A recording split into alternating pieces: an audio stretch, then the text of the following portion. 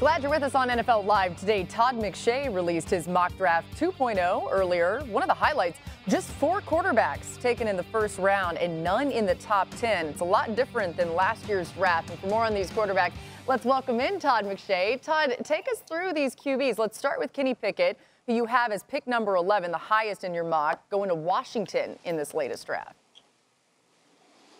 Yeah, Pickett, he has game experience. Let's start there. 50 starts at Pittsburgh and had his best season in this past season in 2021.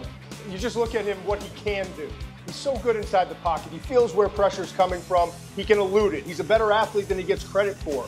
He also has very good ability to go through his reads quickly. He processes things as fast as any quarterback in this class, and he's accurate on all 3 levels. That's why I think he's the most NFL ready of all the quarterbacks in this group. Now, after him, Malik Willis, he's not as NFL ready, but he's the most physically gifted. It's not even close. Malik is a dynamic runner, explosive athlete who can turn a 5-yard loss into a 7, 10-yard game. And also he has the strongest arm of all the quarterbacks, but he's still developing. I'm not saying don't start him as a rookie, but you're going to have more bumps with him in the road than some of these other guys, but I think his ceiling is higher than all of the other quarterbacks. Then there's Matt Corral, who I had going number 18. 17 was a trade up for Pittsburgh. Then 1 pick later would be 18 Corral, who's just a gamer. He's a winner. He's tough. He's aggressive with his play. He carried the ball 30 times in one game, and I love that about him, and I love his accuracy and the way he can get the ball out quickly. But with a smaller frame and as much as he likes to run, can he stay healthy? The answer was no at Ole Miss over time. And then finally, the 4th quarterback off the board, Sam Howell from North Carolina. I had him going with the final pick in the first round. Detroit picks at number 2 overall. I gave him Aiden Hutchinson with that pick at defensive end, and then the quarterback Howell at 32. It makes sense because you get that 5th-year option taking a quarterback, and while there's still a lot of work to be done in Howell's game, especially going from that simplistic offense in North Carolina to the National Football League, I just think he's a Dan Campbell kind of guy. He loves the game. He's tough. He's gritty. That whole organization has become a blue-collar organization. They fight hard, and that's the kind of player that Howell is. It wouldn't surprise me if Dan Campbell and that staff fell in love with Howell and decided, you know what, let's go get him at number 32 with that second first-round pick that we have in this year's draft. Yeah, those teams with a couple of first-round picks, really interesting. Todd, we'll throw your mock back up on the screen so people can visualize it. But early on, you got some offensive linemen, you got D linemen. There's not quarterbacks in the top 10 as we just talked about. Why is that? What is it about this group of QBs that has them going a little bit later, as you see here?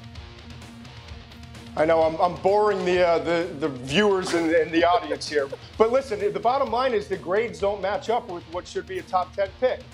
But I'm also realistic, and we've seen it in a lot of years. 2014 was the best example. Blake Bortles was the number 3 overall pick.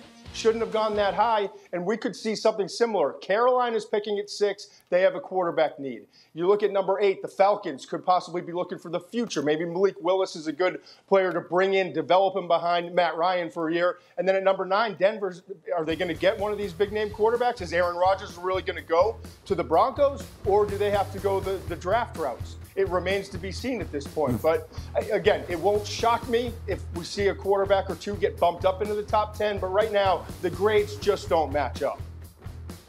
Yeah. And if you look at it, Todd, in the second part of the round, we got Washington at 11, Indy at 16, Pittsburgh at about 20. There's a group of teams in the middle of the round that also need a quarterback. Yeah. And so, as usual, the demand for a quarterback greatly exceeds the supply of quarterbacks who's going to be available. And all these teams that need quarterbacks, not every one of them, in fact, most of them will not be able to acquire a quarterback that they want during free agency. And so once we get past that, we then can figure out who might really be in the quarterback market. And as usual, I think the demand this year in this draft might be greater. It's just not the type of draft that has all those quarterbacks be top picks this year.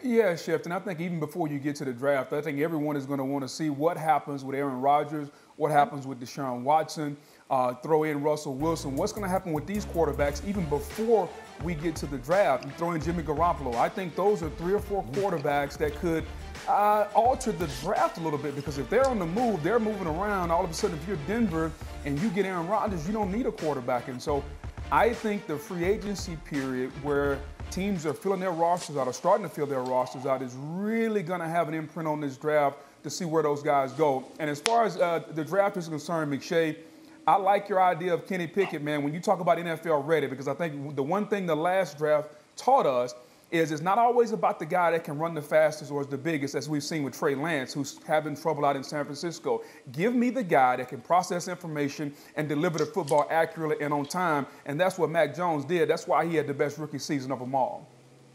When you look at number 18 and you got the New Orleans Saints potentially going after Matt Corral, which makes sense if they wanted to go young at the quarterback spot, but I'm thinking they want to go more veteran because of the way the team makeup is right now. They got players that's ready to pop that bubble and get them back into serious playoff contention and even possibly making a Super Bowl run. And with a young quarterback, I don't see what that for them. Russell Wilson was attached to them a year ago. His agent put that out there that the Saints was a possibility. They got a first-round pick packaged up with some other things. Go get a veteran quarterback and maybe a younger quarterback later on in the draft to develop over time.